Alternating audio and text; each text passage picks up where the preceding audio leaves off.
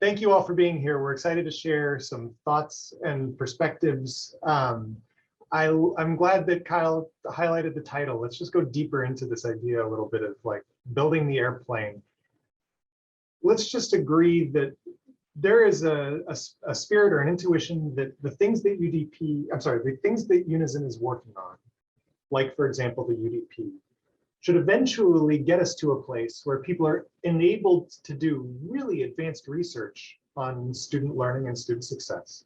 So there's a destination in mind. Like what we would like is for people who are interested in student learning and facilitating student success to be able to use data resources to accomplish that goal. And we've got stuff like we've got the UDP. Imagine that being like an airplane-like thing that we'd like to believe is flying in that direction. But there's a bunch of things that need to be there for us to actually achieve this state to get to the destination. Like we need controls, we need maybe like propellers, we need seats, we need like a whole bunch of stuff that didn't exist when the UDP was first built. And a lot of these things are coming up organically in strong ways. So for example, there is now a multi-institutional data sharing process, which is cool. And it's been built during the process of running through multi-institutional collaborations. But there's a variety of other pieces that are still kind of in the process of being assembled. And this is something that the various presenters here today, so myself along with Josh Quick here at Indiana University, and also Chad Brassil at University of Nebraska-Lincoln, and Marcia Ham at The Ohio State University are excited to share experiences. Just to kind of mix metaphors a little bit further, when the UDP was first envisioned, it was envisioned as the world's largest learning laboratory. Again, this idea that it has perhaps the glassware and the data and the solutions necessary to be able to do something constructive. But what was missing from said laboratory was a person or even a staff who were wearing lab coats and who were equipped and trained to be able to do stuff. Maybe the intuition at the time of the UDP's envisioning was something Kevin Costner-ish, like if we just build the laboratory, then organically, people who are interested in doing research will just show up. They'll knock on the door and they'll enter and they'll pick up a lab coat and they'll start doing stuff. But I think that you could say that the three different speakers today are going to communicate that that's not an effective strategy, that it doesn't happen as kindly as one might expect. And even when it does, there's really significant obstacles that need to be overcome. In the same way as thinking about like an airplane. Maybe you actually need some sort of radar in the event that there's like, I don't know, clouds in front of you. So yeah, the necessary features of how we could enable utilization of the world's largest learning laboratory, which we should celebrate for its existence, still kind of need to be worked out. So given that as background, we're going to explore three different institutions' methods for trying to overcome this Kevin Costnerism. And I'll hand it over to Marcia to get us started. Thanks, Ben. I'm Marcia Ham from The Ohio State University. I'm the Learning Analytics Consultant.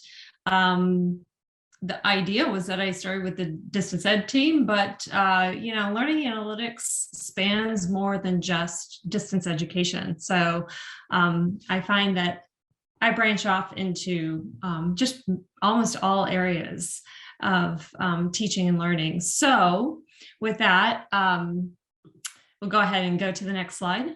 Thanks. I'm just going to go through some of our journey here. We are characterized by starts and stops and pivots over the past several years. Go to the next slide. So let's look at this beautiful time before COVID, when we were all meeting face-to-face. We wanted to figure out what data do we want into the UDP, and what's our strategy for governance of access and use of the UDP. So that was where we were at that point. We had conversations with IT and data folks who were actually really into the UDP tech work, privacy folks, and our teaching and learning folks, including our instructional design team. And so we chartered a pilot project for just what does a data request for UDP access look like And we said, all right, instructional designers, what would you want out of the UDP? What questions did you want to have answered? And so I worked with the instructional design team. We came up with questions. The idea was that this project, by having those learning analytics questions and by just pushing it forward, talk about building the airplane. We didn't have a governance structure, but this was going to identify what we needed in this process by going through the process when there wasn't a process, if that even makes sense.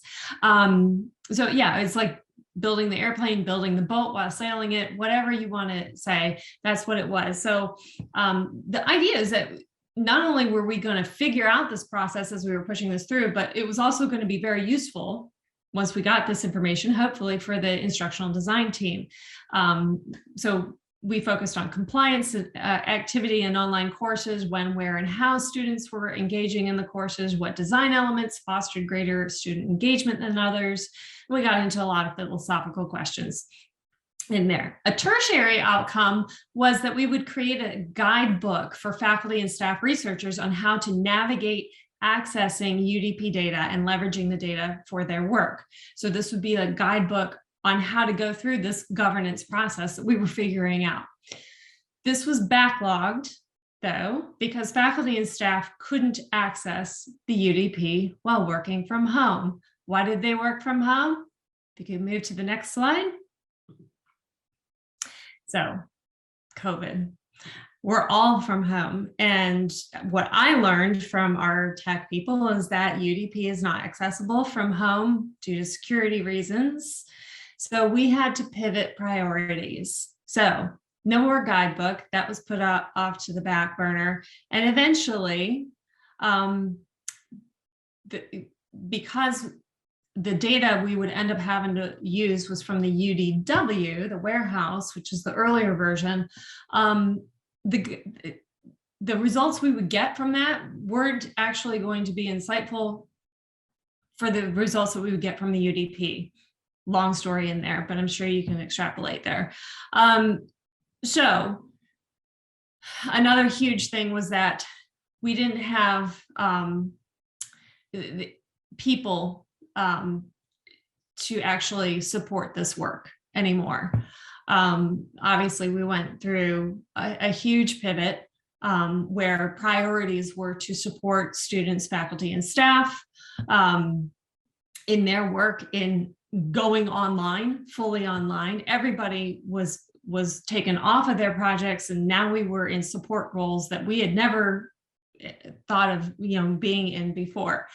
So this entire project was, in a nice way, backlogged, and still kind of sits there today. Why? So we can go to the next slide. And I say after in a quotes, because obviously there's no such thing as post-COVID, it's just dealing with COVID. So here we are. We are dealing with a resource squeeze. We are strapped as several key players have gone on to other pastures. They have gone on to different career opportunities. And so now we are not, we are filling those vacancies slower than they occur. And we also have new executive leadership from the president, the provost, our CIO, and we have lost some executives and that were key in Unizin. And so new leadership is trying to learn about Unizin and learn our engagement and learn about the UDP now. And so this learning curve takes some time. And so now we're in, but the opportunity here is that we are in discussions on where do we want to go with the UDP? Where do we envision leveraging this relative to, and that we're not unlike other institutions, we have our own warehouse on campus. This is our warehouse and our lake and our data. but then what goes into the UDP? So what's the difference between these two entities, and how we use them and how the governance process works? So we're kind of at the starting board again, but there are new opportunities too. And so that's how we're looking at it. So I'm going to turn this now over to Chad, who can speak more about what they're doing. Great, thanks, Marcia. So I'm gonna run a little bit here with the airplane analogy, and I'll say that. Well, so first I'll introduce myself, Chad Brassil, University of Nebraska-Lincoln. And I'm a faculty in the School of Biological Sciences with a disciplinary background research in theoretical ecology. And I also have this title of the faculty director of undergraduate analytics. And we can go to the next slide and I'll talk about this analogy. I realize the analogy here is that we have the UDP. And so Amy Goodburn, Senior Vice Chancellor, essentially hired a pilot. And I was the hired pilot to fly this airplane. But I had no training, no flight experience, and no crew, and I was said, "All right, there, go take off." And so, what this position was a really unique position, and it's worth kind of talking about it here because it has facilitated much of what we've done to build this airplane. It's a 40% FTE for a faculty who's embedded in the faculty like myself. Reports high up in the admin chain, and that 40% has given me. One thing, it's essentially the fuel of the airplane. It's given me some time, right? So some of my time that was spent teaching, I now have time to help utilize the UDP in what we're doing in the institution. And largely what I am is a translator across all of these things that are listed there, from some of my past work on DEI committees and as an instructor who knows what instructors need and sits in faculty committees, but also my own research. I had done stuff on databases of plant diversity. So I knew a little bit about how to deal with databases, but I had to scale that to figure out how to deal with UDP kind of stuff. I'd done some coding, some computer programming, but I had to refigure out some of that. So there was a lot of sort of a year of some on the ground training. And then we sort of took our first flight, and we can go to the next slide. So I'll highlight some of the short hop flights that we have taken.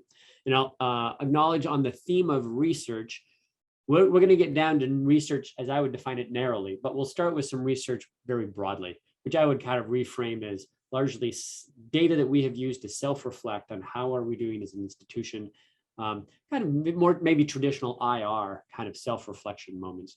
So this is one of the first reports that I put together, and I will say technically this doesn't use UDP data as I put it together, because at the time I didn't have deep enough UDP data. As more time goes on and more time accumulates, and then I could look at things like this. But this was an equity report, and I used that equity lens as a big leverage point to get people to care about and to be involved in the data. So this was, for example, presented in January 21 is when I first presented this kind of data. And it's disaggregated here, represented and underrepresented by race and ethnicity, defined by underrepresentation in our graduation class at the University of Nebraska. So in that case, that means Black, Hispanic, 2 or more races, or Native students. If they've declared that, they're in the underrepresented category. Everybody else is in the represented category. And we did various reports in the top to look at, as you kind of play through that, you'll see that I'm emphasizing the equity gap, the differences there in the graduation rates between these categories by majors. And then I'm pulling on all my stuff to kind of layer in some visualizations and some stats in there. And on the bottom one, we're looking at then individual courses which were made available to communities of people. Similarly, looking at the gap and thinking about things like lost on the bottom, that's translating what's that gap represent in terms of the number of students that are lost to sort of being a successful student because of that equity gap. So trying to come up with metrics that translate and resonate with the people who are watching this flight, let's say, or who are maybe on board in the back, to play with the analogy. Okay, next slide. So these reports are created, and then it is getting it out to people. So there was a campus-wide workshop which I presented some of these reports, and and kind of brought in the whole community, various from individual faculty to committee members to deans who have participated in that. And we've been rolling these things then into some of our regular processes. So our biennial program reviews, though for this last round, they were all asked to look at these equity gap data and dashboards that we now have in Tableau that are for the courses that are offered by a particular program. In the future, we're looking at revising some of our APR, our academic program review metrics, so that we're incorporating some of the stuff that we're learning. All right, next slide. And here's an example of a kind of another scale, another flight, another objective that in fact very much uses the UDP data. We are moving to an incentive-based budget model, or what some people call resource-based budgeting, various trends. And there's the opportunity there to create a fairly high stakes metric that has budgetary consequences for a college. So in this case, the group of associate deans across the colleges about a year ago brainstormed what they thought would be valuable and landed in this idea, as is described here, that we use the UDP, we pull from the UDP which courses are published. And there was a lot of back end work to make sure we're looking at relevant classes. There's mergers and there's classes that aren't don't have a big Canvas element to them. And then we say, well, which fraction of those are published and which fraction of them have students received, at least one student received a grade from a student in the from the instructor in the first 4 weeks. So in other words, how many of those courses are instructors giving feedback to students about how they're doing early on in a class? The community decided this is valuable, and we created a metric from that from the UDP, and now there are budgetary consequences to that for this year as that played out. So that's another example of a flight. All right, next slide. In the last semester, to take it to another scale, started working with a small group of instructors. In this case, it was the instructors I know well, introductory biology instructors that had DFW gaps. I created these dashboards, met with them and dialogued with them on how they reacted to that. What other questions do they have? And we've been developing new dashboards in response to that, creating this learning community, a learning community with a lot of feedback. We're in process of developing a grant with the HHMI, the Howard Hughes Medical Institute, in which we'll take this same element and scale it out to have more instructors engaged in these cycles of inquiry where they're looking at data, reflecting on what they're doing, and we will likely be building additional data frames in response to their questions. It's a really satisfying space to be in because you're really working with the people who are at the front and can have that leverage and allowing them to ask those questions. It may not be publishable research, but it's the questions they have about their courses framed in the way that they're going to respond to it. Next slide.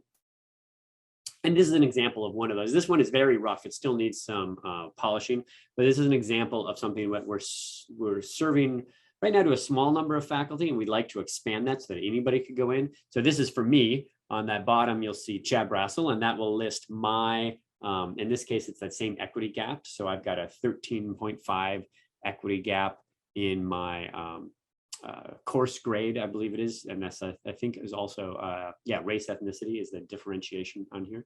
And I can see how that plays out over semesters in my class. And I can then see how that compares to all the other instructors in this class. And we've got other views where we bring it down to look at groups of assignments within a class, real time, all stuff that we can only do with the UDP.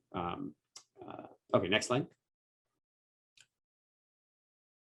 We're in the development of creating an LTI in Canvas, a link on the left-hand menu. So somebody will click through that, any instructor will click through that, and they'll be served a series of dashboards that we're feeding through Tableau.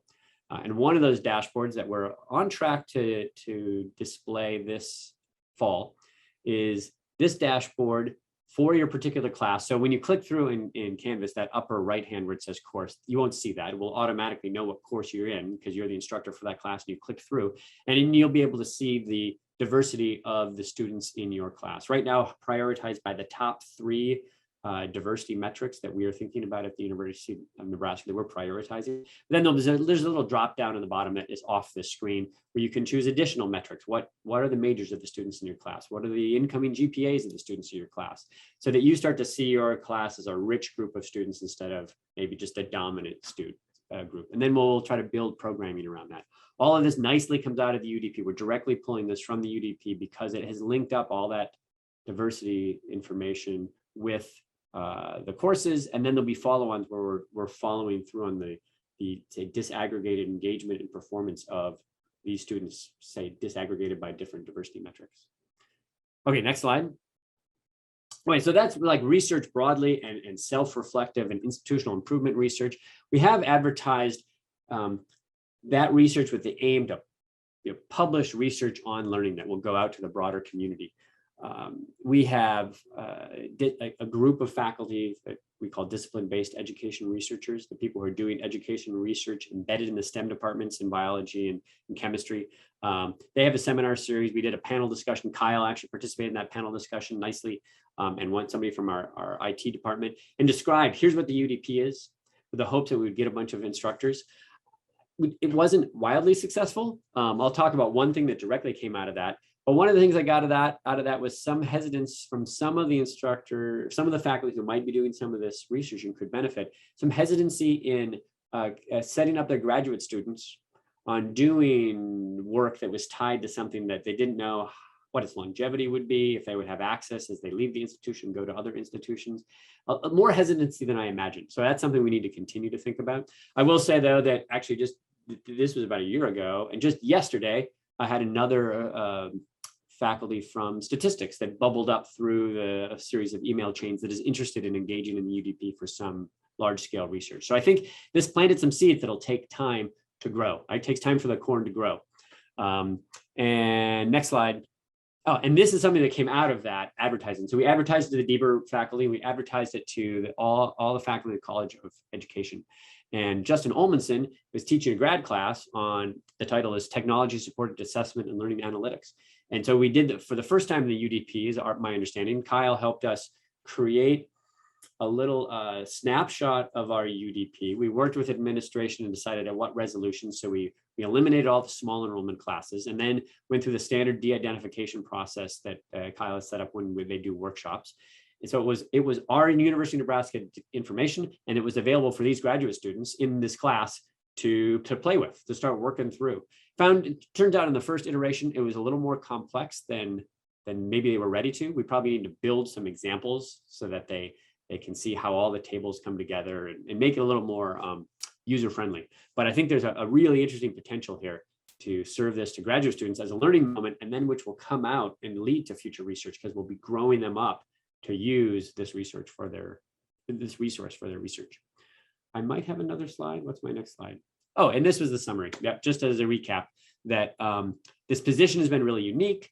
We've done a number of UDP-based metrics and dashboards that we're using for self-reflection at various levels, or to drive budget metrics to motivate people to do stuff. We're integrating it into workshops and regular reviews, et cetera. We've got this graduate class that has used it a little bit. I think there's some really interesting potential there, and other institutions could start to capture that as well. And we're still working on engaging researchers, which is really what I think Indiana has actualized. We'll hear a little bit more about that next. Thanks, Chad. I'm Joshua Quick. I am the Principal Learning Data Analyst for Indiana University's eLearning Research and Practice Lab. So to keep this plane or boat metaphor going, I am sort of the freight pilot, so to speak. I listen to what faculty need and go out and get them their data and for their research purposes. And just want to talk about a bit how we develop that. So next slide. So first, a little bit about the eLearning Research and Practice Lab. We were formed in 2019 to help facilitate rigorous and faculty-driven research within all of our data systems, of which we include the Unizin Data Platform. We worked with our data stewards and our data governance and privacy officers to work out a model for how these data could actually work in context for research. And that gets, I'll talk a little bit about that more. Currently we've gotten data for 16, actually now it's 17 projects involving Canvas and other learning technologies. All right, so how does this approval process even work? Well, first of all, we do make all of the people who come to us go through our standard institutional review board approval. And then we usually act as data managers in that context.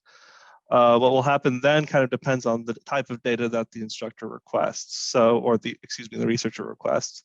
So if the researcher is more interested in broader data that's outside of the context of their course, we actually work with our data stewards to review that data they're requesting, address if there's concerns with that, and then how we mediate those concerns through obfuscation or aggregation of data to avoid deductive disclosure.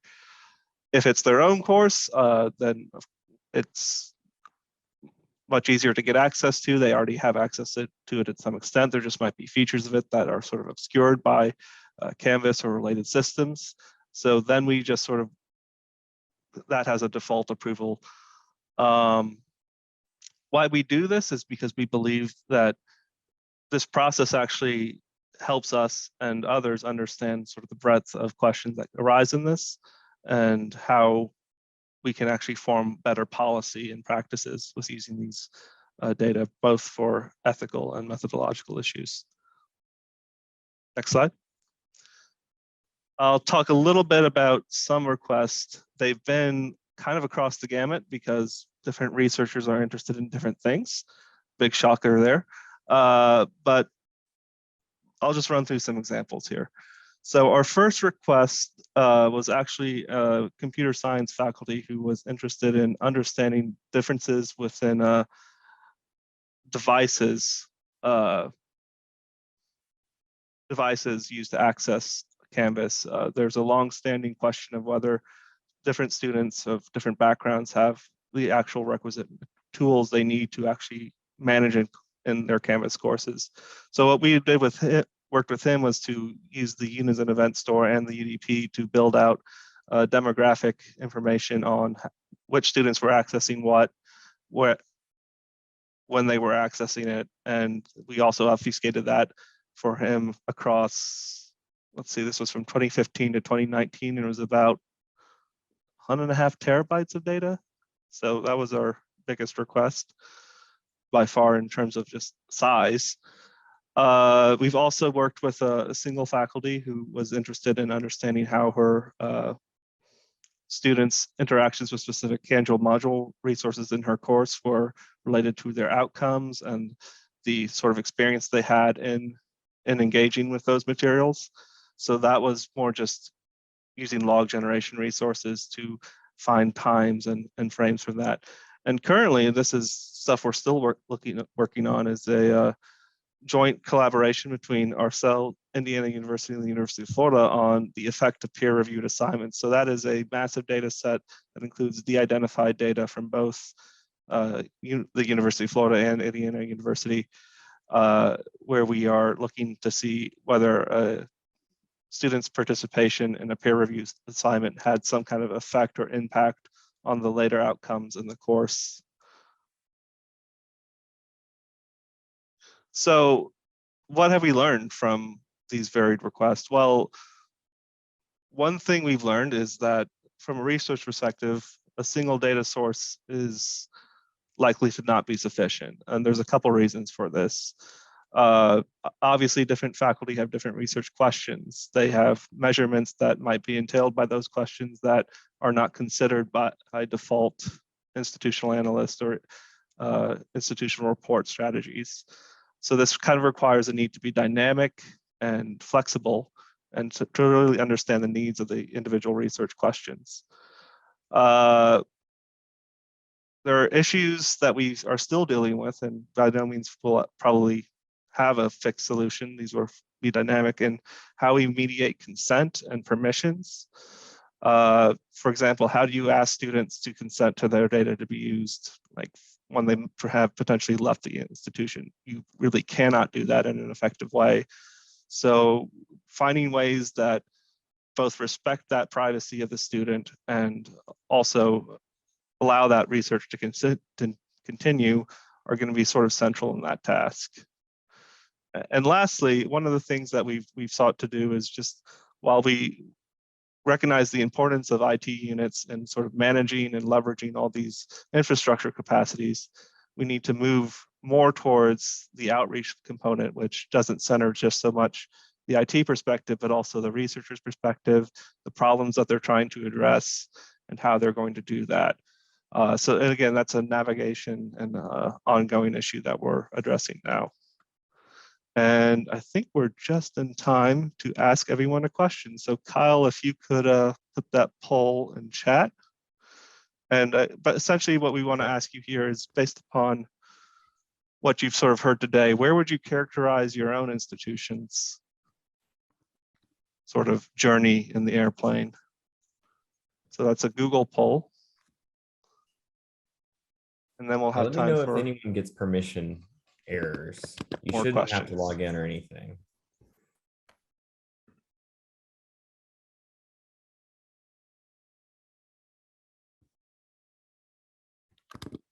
And Kyle, if you can share the results as you get them in. Oh yeah. So let me share.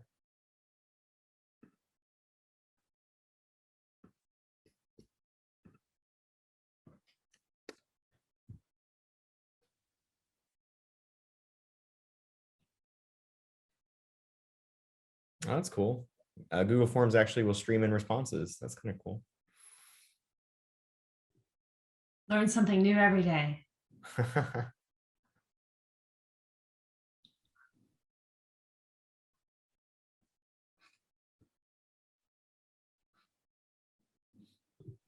Hey, Kyle, can you make that a little bit larger? Oh, yeah, for sure. Oh.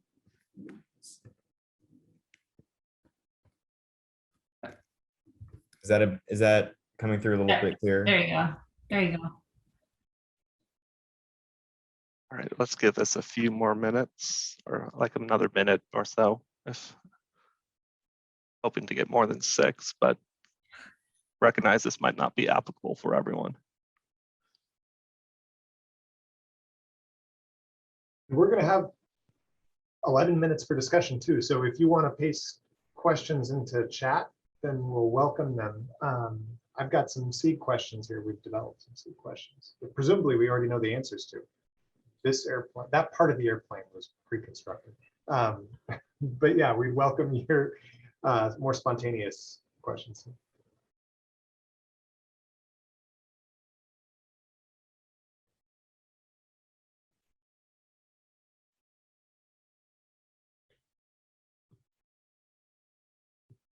Should we dive in? Josh, do you have any reflections on this pie chart? Let me just go over.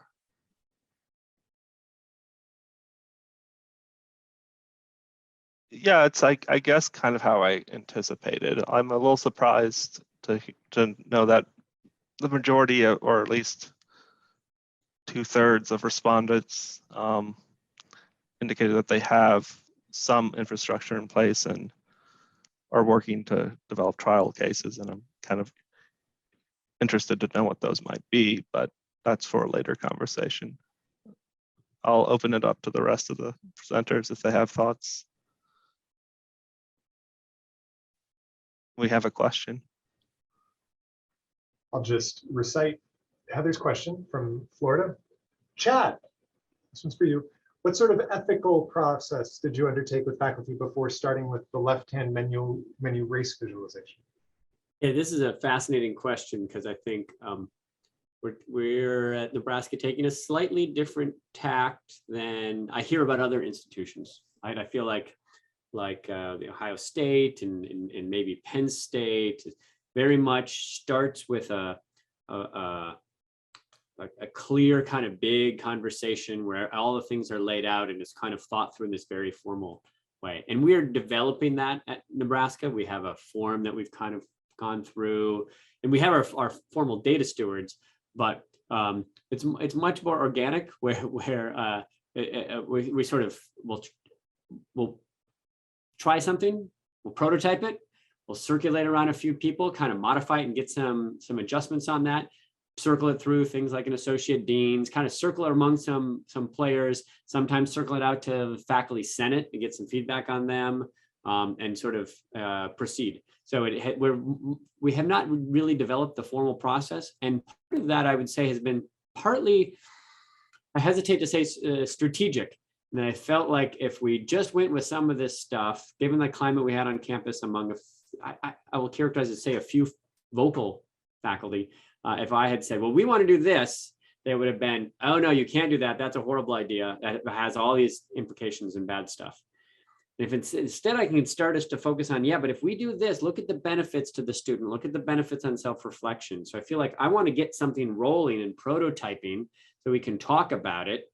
And you see the benefits, and the costs might still be same, but they're often like hypothetical costs. And instead of non-benefits, I can say, and here's the benefit. And that has kind of, we've definitely gotten some projects over some hurdles because of that approach. But I'm totally clear, I'm totally cognizant that this is not necessarily the best practice that everybody else is doing. And so I'm proceeding with caution, and we are building that other approval process as we go forward. And this is actually very relevant to one of the questions we seeded. So I think I should like extend it to maybe Marcia. So like clearly trust is an issue. So yeah, what processes do you envision being potentially useful for developing trusted resources, especially considering the change that you've got going on at the Ohio State University? That's a really good question. I know for us, so Unizin, I was on the team with Robin Pappas, Kim Arnold, and we created the learning analytics principles. And we socialize them around Unizin, and our chief privacy officer, Holly Drake, along with me and several other people, have taken those principles, and some of you might have sat in on that session on Tuesday, and developed privacy principles for data. And she has strategically created a method for socializing those principles out around campus and different units. And I think that that's a key component to building trust, is saying, this is where we're coming from, and giving people an opportunity to have a voice in the creation of how things are being developed. So those principles then are going to inform practice. So they're going to inform learning analytics. We are going to be developing our learning analytics principles for our organization at some point.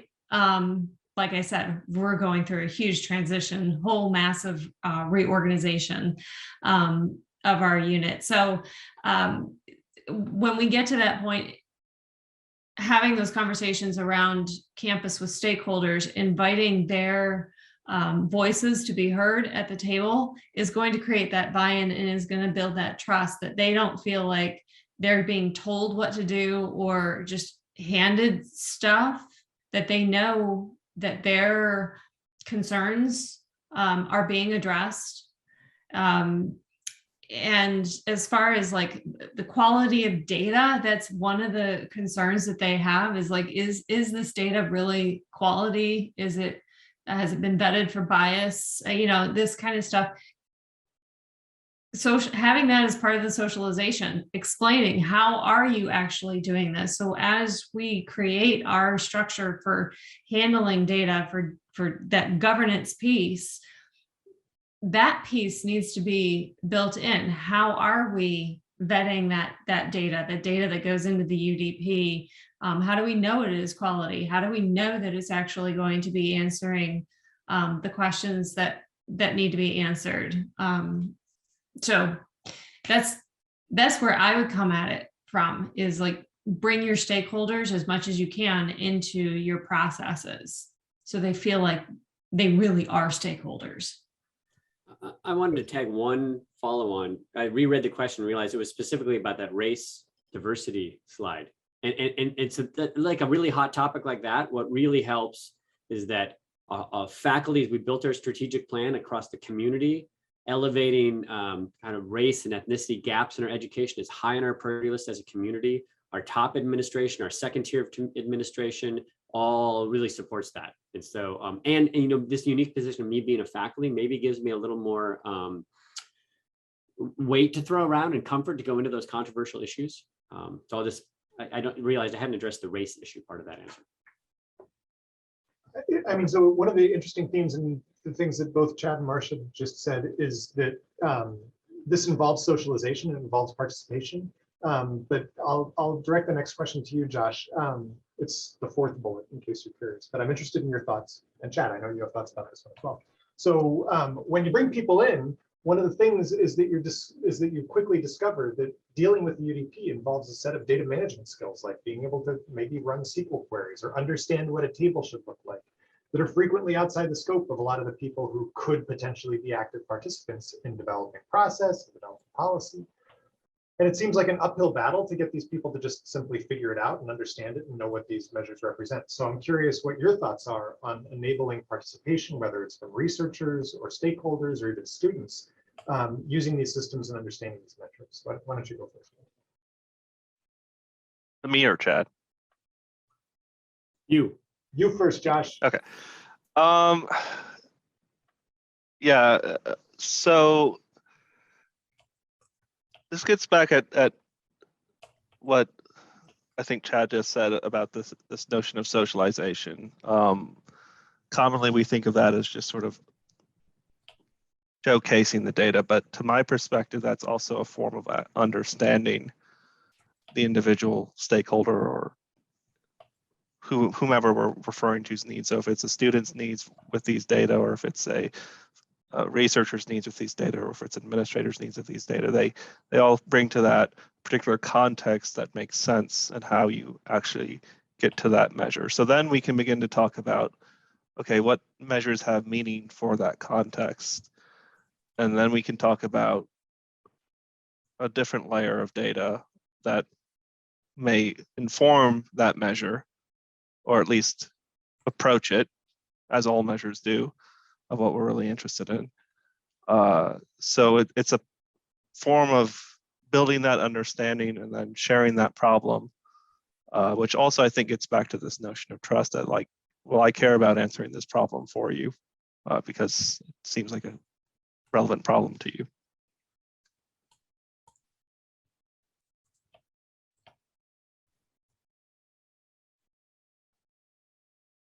We only have 2 minutes left. And good job, Chad, knocking down some of the questions in the chat, or I mean, building them up or something. Building fuselages. Any last thoughts before we part ways? Because I want to be sensitive to the 5 o'clock hour here in Indiana. I think that so Zach Miller brought up a really good point, and it brings something up that part of what we're talking about with leveraging the UDP is that there's a gap in understanding, but this gap in understanding is also related to digital literacy in the interpretation. So bias, and it can happen at any point along this continuum of the flow of data, and so this part of the strategy in leveraging UDP and leveraging data for informed decision-making is to have some sort of professional learning component in there, because we can assume that faculty, that because they have PhDs and they know how to do this, that's the wrong assumption. As I've been talking with faculty, they're, but they're afraid to let people know that that's how they feel. And so we have to go in with empathy and acceptance that that's the situation, and help them and let them know that we're a partner and we're not judging them. So. And can we go over time, or should we stop? So anybody can feel free to leave. Let Kyle wrap us all up, and then if people leave, then that's okay. Yeah. Yeah, so we are at the top of the hour. So if anyone does need to head on, feel free to do so. We'll stay on for maybe 3 or 4 more minutes if anyone wants to hang around. Do you want to keep the recording going for this last little bit? I'm fine with that. That's fine. I'm fine with that.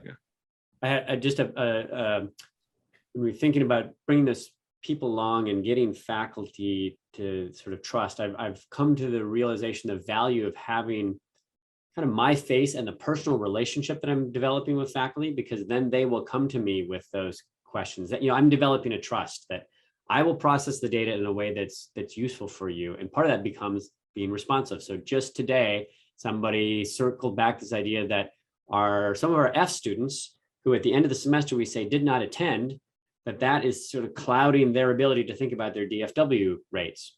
And statistically, I can think, it's probably a couple students and it's probably irrelevant, and your big patterns, your DFW is there. But by responding to them and giving them that option to say, turn on or off those students who you declared at the end of the semester did not attend. And that's taking going into other non-UDP sources to dig that data out and incorporate it.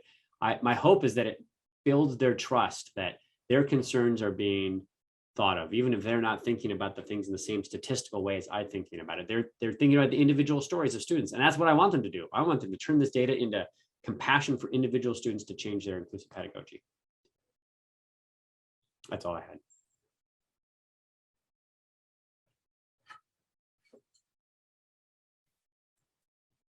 It sounds like it might be one of the best comments we could have ended on. Unless I don't want to cut any of the other speakers off, but is there anything else anyone would want to add for today? Yeah, I think that we could, this is what's so awesome about Unizin and getting together, is that we have these conversations. We could go on forever. So. Thank you. Yeah, I This have talk to has been this admit, panel, being able to talk with Marcia and Chad has been super wonderful. Yeah. Yeah. So I feel like I should, at this point, just because somebody told me I would be the moderator, suggest that we clap now. So I'm going to make my clapping emoji start happening. So, thank you so much for your participation. Your perspective is wonderful.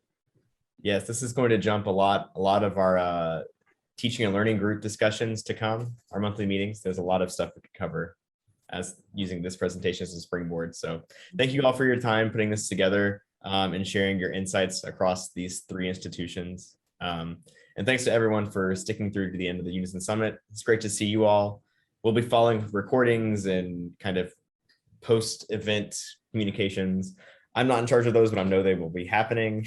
So see you all again soon. Thank you. Kyle, if you can end the recording and hang on, I have a quick question for you. Yeah, sure thing.